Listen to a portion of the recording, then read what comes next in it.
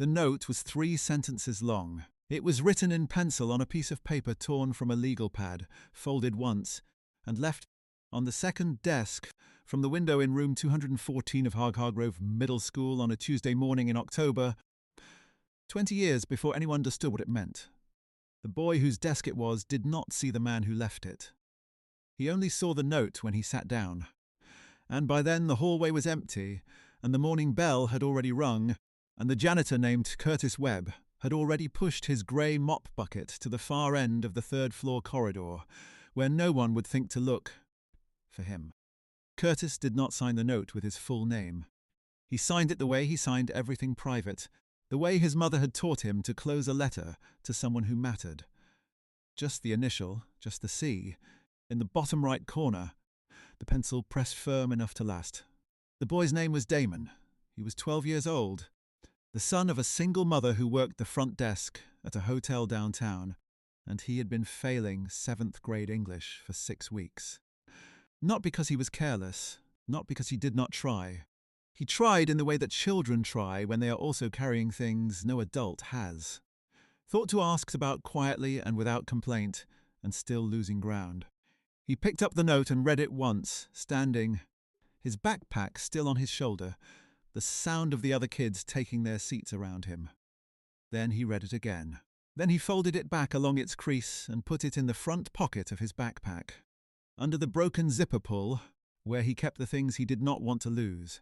He did not know who C was. He thought about it for 2 days and then he stopped thinking about it, because 7th grade does not leave much room for wondering about things that have no urgent answer, and the note had already done the only thing it was ever meant to do. 20 years later, though, sitting in a hospital corridor in the same city where he grew up, Damon would unfold that note for the first time in a decade and finally understand every word of it, and the man who wrote it would be somewhere in that same building, not knowing the boy had ever kept it at all. If you have ever had someone believe in you before you believed in yourself, you know what this story is about. Stay close. Curtis Webb had worked at Hargrove Middle School for 11 years when Damon arrived as a 6th grader. He had taken the job because it was steady, and because the hours let him be home by 4, which mattered when his own son, Marcus, was small. Marcus was grown by the time Damon walked the halls of Hargrove, 22, and working a warehouse job on the south side, and Curtis was 51 and had been a widower for 4 years, and the school was the shape of his days in a way it had not been when he was younger, and still believed his life would open into something else. He was a tall man, lean in the way that men get lean when they have worked with their hands for 30 years, and he wore grey work pants and a collared shirt with the school district's seal on the chest, and he moved through the building the way people move when they have learned to make themselves small in other people's spaces. Not ashamed, just practiced. He noticed children the way a man notices weather, not intrusively, just as a matter of awareness, because a school building held 100 small atmospheres, and a person with his eyes open could read them. He had seen Damon sitting outside the principal's office on a Wednesday afternoon in early October, not in trouble, just waiting, his backpack between his sneakers, a folded paper in his hands that he kept smoothing and refolding. Curtis had been emptying the trash cans in the hallway. He had not stopped or spoken. He just noticed the way the boy's jaw was set, the particular stillness of a child who is working very hard, not to show that something is wrong. He had seen that stillness before.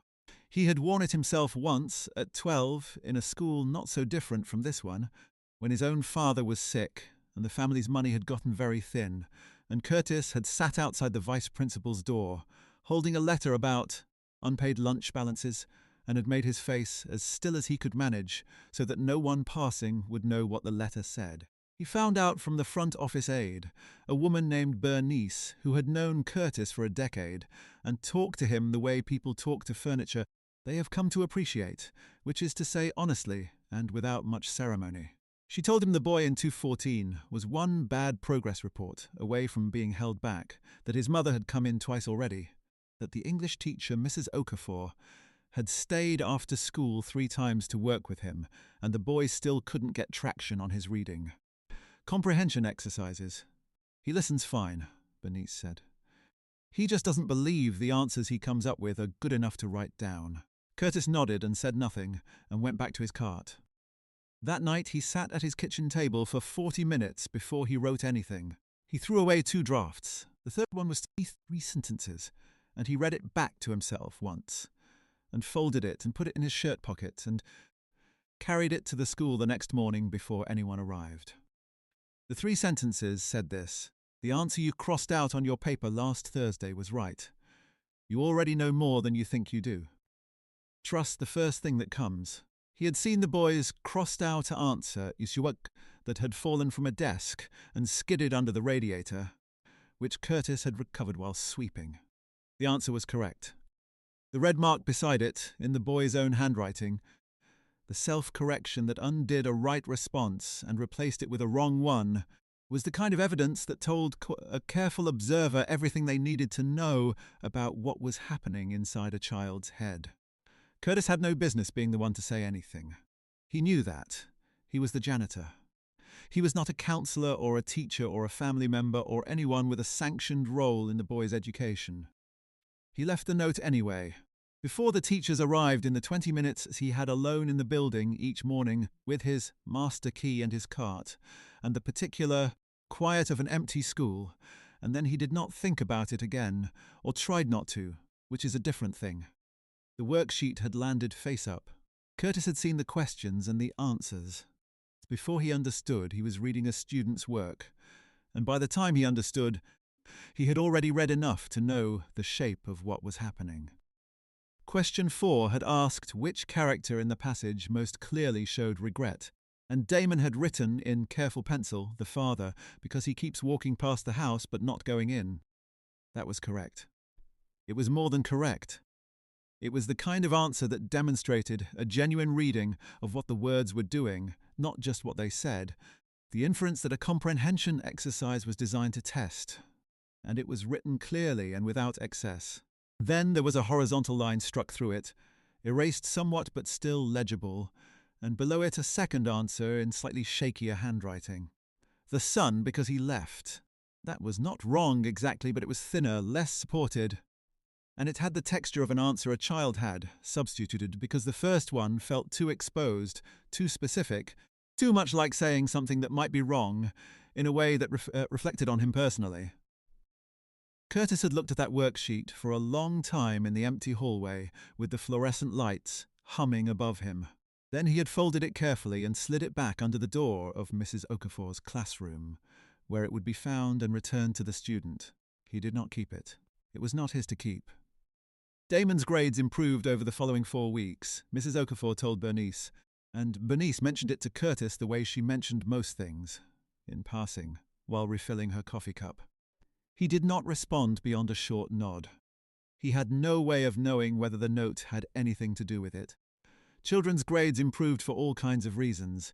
He told himself that and mostly believed it. What he did not do, not once in the years that followed, was check on the boy again in any deliberate way. Because he understood the boundary he had already pushed past once and was not going to make a habit of crossing.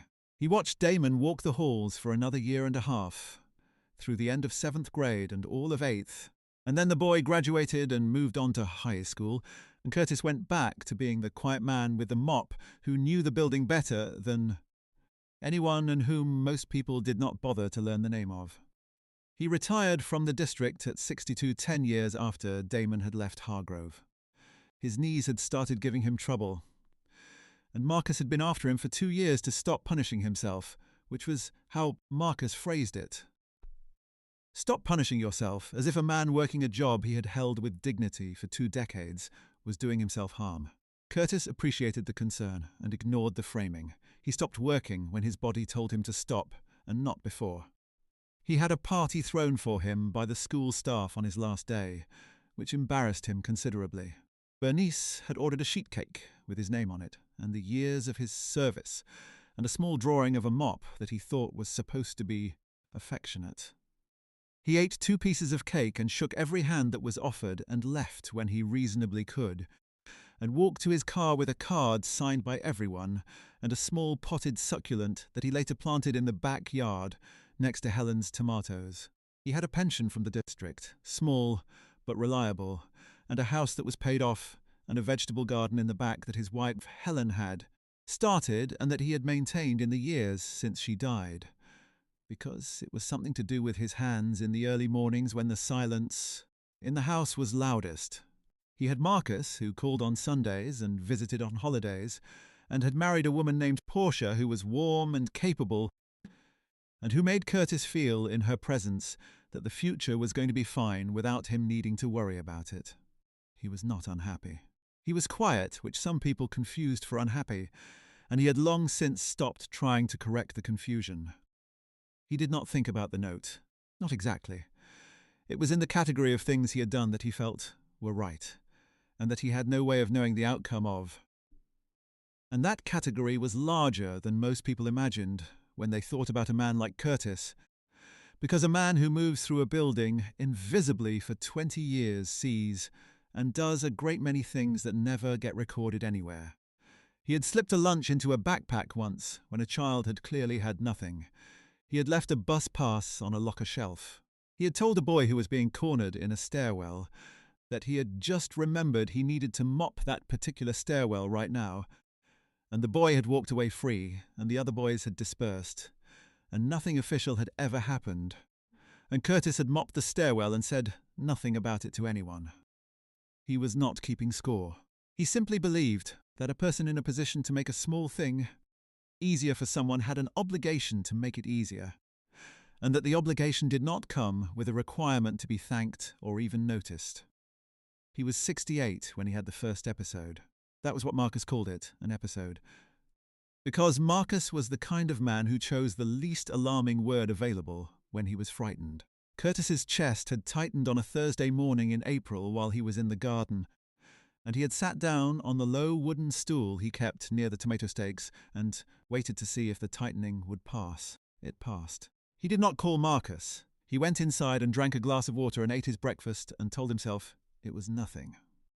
It happened again on Sunday. Marcus, who was there for dinner, saw his father's face change and would not be reasoned with. And on Monday morning, Curtis was in a cardiologist's office for the first time in his life, with the look of a man who has agreed to go somewhere against his better judgment, but intends to behave with grace about it. The cardiologist, a small, quick woman named Dr. Reyes, told him his heart valve had a narrowing, and that they would need to watch it, and that he needed to come back in 6 weeks. He came back in 6 weeks, and in 6 weeks more. And then Dr. Reyes referred him to a specialist at a larger hospital downtown, and the specialist confirmed that the valve was worsening and that Curtis was going to need a procedure, sooner rather than later, and that they would schedule it, and he should not be alarmed. He was not alarmed. He was tired in a way that had nothing to do with sleep, and he sat in the parking garage afterward and called Marcus, and told him the facts plainly, the way he had always told Marcus the facts, without drama, and listened to his son's voice tightened, and then steady itself, and said, "It's going to be fine." He did not know if that was true. He said it because Marcus needed to hear it, and because saying a thing with enough steadiness was sometimes how you willed it into the category of true. The procedure was scheduled for a Wednesday in September. A valve replacement, the specialist explained, a common surgery at this level, with a recovery period of 4 to 6 weeks. Curtis arranged for Portia's sister to water his garden while he was in the hospital. He packed a bag with 2 changes of clothes and a paperback novel, and the photograph of Helen that usually sat on the nightstand. And Marcus drove him to the hospital at 6 in the morning on a Wednesday, and they sat in the pre-op waiting area together, mostly quiet. Curtis with his hands folded in his lap, and Marcus with his phone face down on his knee, the two of them being what they were to each other, which was company of the most serious kind. There were other people in the waiting area. Curtis noticed them the way he always noticed rooms, methodically and without seeming to, the woman across from him filling out a form, the older couple sharing a cup of coffee from a paper cup, the young man in the corner with a laptop, who had the posture of someone who had been in that chair for a long time before Curtis arrived. He did not look at that last man long enough to see his face clearly. He was not trying to see any of them clearly. He was doing the thing he had done his whole life in rooms where his presence was incidental, making himself small, being still, waiting for what came next. Damon Reese was 32 years old and in the middle of his third year as a cardiac surgery resident when he walked into the pre-op waiting area on a Wednesday morning in September to check on a patient's family before a scheduled valve replacement. He had been awake for 19 hours. He had a cup of coffee in one hand and a tablet in the other, and he was already thinking about the incision approach, running through the steps in the focused, rote way that skilled surgeons run through steps before a procedure, the mind confirming the sequence so the hands can be trusted to follow. He had arrived at surgery by a path that was not simple and that he rarely described in full to anyone because the full description required accounting for things that had happened inside him at 12 years old that he had never found the right language for. He had done well in 8th grade after a shaky start in 7th. He had taken an AP biology class in 10th grade on something close to impulse, sitting down at the registration table because the seat was open and the teacher was someone whose face he trusted, which was not a rigorous basis for choosing a life direction, but which turned out to be accurate. He had understood the material the way you understand something, when it is the first subject that has ever made your intelligence feel like an asset, rather than a liability. He had gone to college on a partial scholarship and a lot of late nights, and his mother's refusal to hear the word impossible. He had applied to medical school the way he did most things by that point in his life, trusting the answer that came first, the one that said yes before the part of his brain that second-guessed everything had a chance to revise it into something smaller. That habit had carried him a long way. He had never examined where it came from. He found the patient's son, a man about his own age named Marcus, and introduced himself and answered the questions. Marcus had written on a folded piece of paper he pulled from his pocket, and Damon answered each one with a particular clarity he had learned to use with families. Plain and direct and without false softness, because plain and direct was what people needed when they were frightened, not cushioning. Then he looked at the man in the chair beside Marcus, the patient. Curtis sat with his hands folded and his back straight and a look of composed patience on his face that Damon would not have been able to name in that moment as familiar if someone had asked him to explain it. It was a look he had seen before, somewhere, the particular stillness of a person who has made their peace with waiting and intends to meet whatever comes with dignity. He introduced himself. Curtis said good morning and shook his hand. Damon looked at the tablet, confirmed the name, and felt something slip sideways in his memory, the way a thing will sometimes shift before you have understood why it is shifting. He wrote it off as fatigue. He had been awake for 19 hours. He finished the pre-op conversation, answered 2 more of Marcus's questions, and told them both that they were in good hands and that he would see Mr. Webb on the other side. Then he went to scrub in. It was during the prep, with his hands under the water and his mind moving in that quiet, focused channel that surgery required, that the name surfaced with its full context. Curtis. Hargrove Middle School. The grey work pants. The cart with the squeaky left wheel that you could hear coming from 3 classrooms away. He stopped.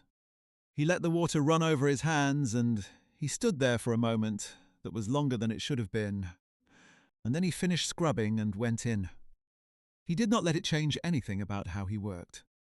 He was too trained and too careful for that, and the training had given him a particular discipline about the surgery suite.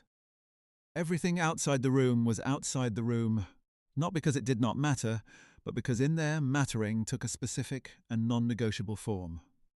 He had learned that as a first-year resident, when a senior surgeon had told him that the greatest act of respect you could show a patient on the table was to be completely present for them, not remembering them from a waiting room or projecting forward to a conversation afterward. Just here, just this, just the work in front of you. He had taken that as a governing rule, and he held it now. The valve replacement took 4 hours and 12 minutes, and it went without complication, and Damon closed with the same precision he brought to every closure. And when it was done, he stood outside the OR and put his back against the wall. For a moment, the way he sometimes did after a long procedure, letting his body remember it was a body and not just a mechanism. Then he went to find Marcus. He told him his father was out of surgery, that it had gone well, that Curtis was in recovery and would be moved to a room in a few hours, and that Marcus could see him soon. Marcus pressed both hands over his face for a moment, and then straightened and thanked him and said, "I don't know how to say what I want to say." Damon said, "You don't have to say anything. That was enough." He did not say the other thing. Not then. He was not sure yet that the other thing was his to say, or how to say it, or what it would mean to the man in the recovery room who had no reason to remember a folded piece of paper left on a 7th grader's desk 2 decades before. He went home and slept for 9 hours and came back the next morning and checked the post-op notes and found Curtis in room 318, sitting up in the bed with a paperback novel on his lap and a look of general alertness that was several notches, the most patient managed, the day after a valve replacement. Marcus was in the chair by the window. He stood when Damon came in. Damon did the post-op check methodically, asking Curtis about pain levels, about his breathing, about how the night had gone. Curtis answered each question plainly and without complaint, and at the end said his only concern was that his son had been there since 6 in the morning and needed to go eat something. Marcus said he was fine. Curtis said he wasn't asking. There was a warmth in that exchange that Damon recognized without being able to place it immediately, the particular warmth of a parent and child who have learned to tease each other across fear. He made notes on the tablet. Then he set the tablet down on the bedside table and said, "Mr. Webb, I need to tell you something." Curtis looked at him with the level attention he gave everything. Marcus looked up from the chair. Damon said, "I grew up in this city. I went to Hargrove Middle School, 7th grade 20 years ago. I was the kid in room 214, second desk from the window." Curtis went very still. Not the stillness of a man who does not understand. The stillness of a man who understands completely and needs a moment for the understanding to settle into its proper weight.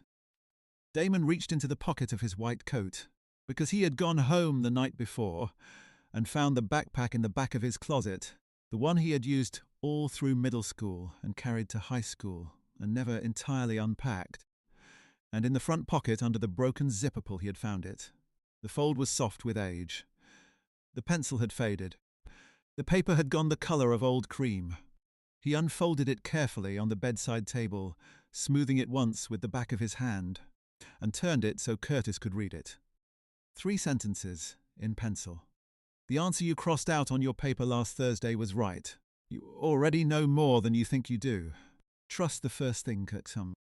And in the bottom right corner, the initial C, pressed firm enough to last. Curtis looked at it for a long time. His jaw worked once and then was still. His hands, which had been resting on the blanket, moved slightly and then stopped. He did not say anything for almost a full minute, and the room held itself quiet around him, Marcus standing now and not moving, Damon with his hands at his sides, giving the man the space to arrive at whatever he was arriving at. When Curtis finally spoke, his voice was level, but it carried something underneath it that made Marcus turn toward the window. He said, "I found your answer under the radiator. You had it right and then you took it back." Damon said, "I know, I figured that out eventually." Curtis said, "It took you 20 years. Damon said, "It took me about 4 more weeks after I read your note. The rest was just remembering." Curtis looked at the paper again, then at the man standing at his bedside. The doctor with the white coat and the composed, professional face, and the backpack in the back of a closet that he had never fully unpacked. He said, "You kept it." Damon said, "I didn't know why for a long time. I just couldn't throw it out." What he did not say, because he was not sure he had the words for it yet in a hospital room, with a patient one day out of surgery, was what those 3 sentences had done at 12 years old to a boy who had been quietly convinced that his first instincts were always wrong. That the answer he arrived at first was the one most likely to be embarrassing, that the safe move was always to second-guess himself into whatever the people around him seemed to expect. The note had cracked something open in that conviction, not shattered it, not resolved it, but introduced the first wobble The first possibility that the thing inside him that answered before he had time to overthink might be worth keeping. He had become a surgeon in part because of a particular trust in first-read pattern recognition that his attendings had remarked on in his third year of residency, the ability to see what was there before the analytical mind had a chance to revise it into something more cautious. He had never connected it, not consciously, to a folded piece of paper from 2004. Standing in room 318, he connected it. He said, "I think you should know that a lot of what I'm good at came from learning to trust the thing you told me to trust." Curtis looked at the paper one more time. He pressed his lips together once. Then he said, "That was yours already. I just pointed at it." That was the thing about Curtis, the thing that Marcus knew and that Portia knew, and that anyone who had spent real time around the man understood sooner or later. He never claimed more than was accurate. He was not modest in a performative way, which is really a form of false accounting that angles for correction. He was modest in the way of a man who has done the arithmetic carefully and reported the result honestly. He had pointed at something. The boy had done the rest. Both of those things were true, and he held them both without diminishing either. Damon came back to check on Curtis the following morning, and the morning after that, and on the fourth day Curtis was discharged to Marcus's care, with a folder of recovery instructions that Damon went through in detail before Marcus drove his father home. At the door of the room, with Marcus already in the hallway loading the overnight bag, Curtis stopped and turned. He was dressed in his own clothes again, which restored to him a quality that the hospital gown had temporarily obscured, a particular settled authority in the way he held himself, the uprightness of a man who knew exactly who he was. He looked at Damon and said, "Your mother came in twice before you started doing better. She was worried sick." He paused. "She never stopped being proud of you, even when she was scared." Damon went still. He had not known Curtis knew his mother. He had not thought about the fact that a man who spent 20 years in a school building would know every face that came through the front door with a child. Curtis said, "She used to stop me in the hall sometimes, in the morning. She knew I came in early. She'd ask me if I'd seen anything she should know about. I'd tell her what I could." He paused again. "She was a good woman," Damon said. "She still is." Curtis nodded. "Take care of yourself," he said.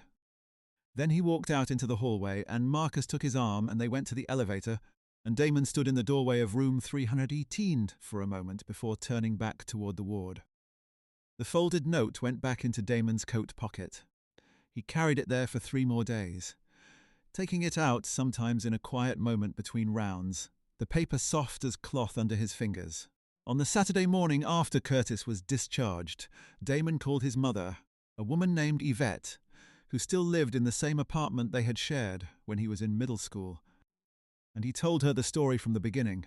Slowly, the note and the janitor and the surgery and the recovery and the conversation at the door. Yvette was quiet for a long stretch when he finished. Then she said, "Curtis, yes, I know who he is. I knew he was watching out for you. I didn't tell you, because I didn't want you to feel watched. He said you could have told me."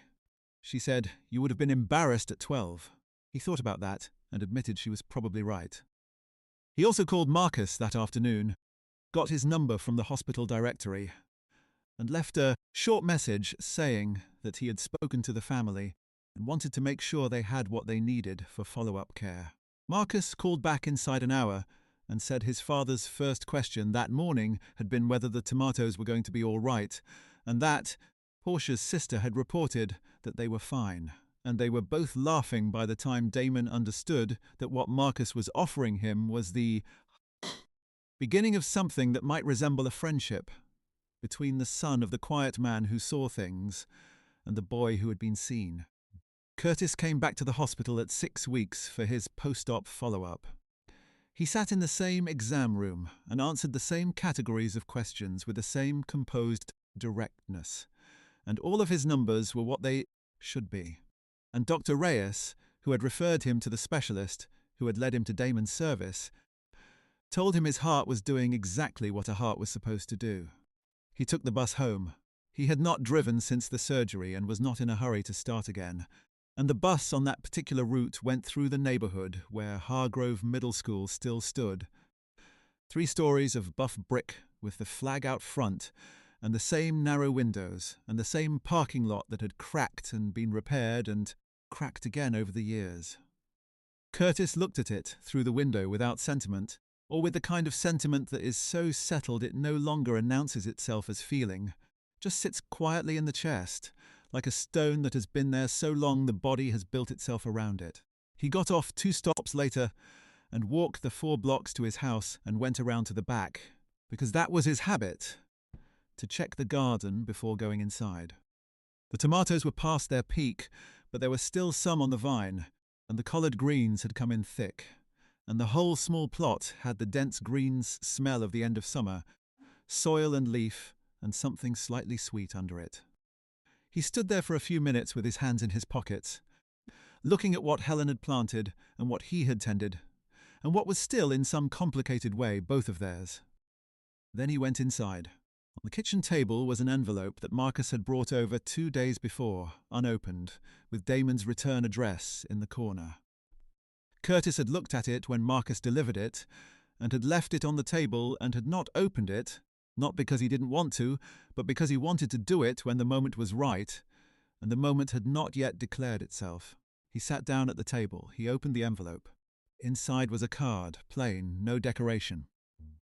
In handwriting that was careful and legible, and slightly compressed, the way handwriting gets when a person is more used to typing, it said, "You told me to trust the first thing that comes. I'm still doing it. Thank you." And then, in the bottom right corner, a D. Curtis held the card in both hands. The kitchen was quiet. Outside, through the window, the last of the afternoon light was moving across the garden, touching the tops of the collards, and somewhere down the block a child was on a bicycle. The sound of wheels on pavement coming and going. He set the card down on the table next to the envelope and looked at it for a long time. Then he got up and put the kettle on, because that was what you did at the end of a thing. You made yourself a cup of tea, and you sat with it. And you let the knowledge of what had passed between a Tuesday morning in October and a September afternoon 2 decades later settle into you without trying to make it larger or smaller than it was. Some things travel a long way before they land. The note had been 3 sentences. It had been in a backpack under a broken zipper pull for 20 years, waiting for a moment the man who wrote it could never have predicted, and the boy who kept it never thought to explain. The landing was quiet. It usually is when something true finally comes home. If you've ever kept something small from someone who believed in you, even when you weren't sure why you kept it, drop that in the comments. And if a story about a good person seen and rewarded is what you came here for, there's another one waiting for you right on this channel. It will find you exactly when you need it.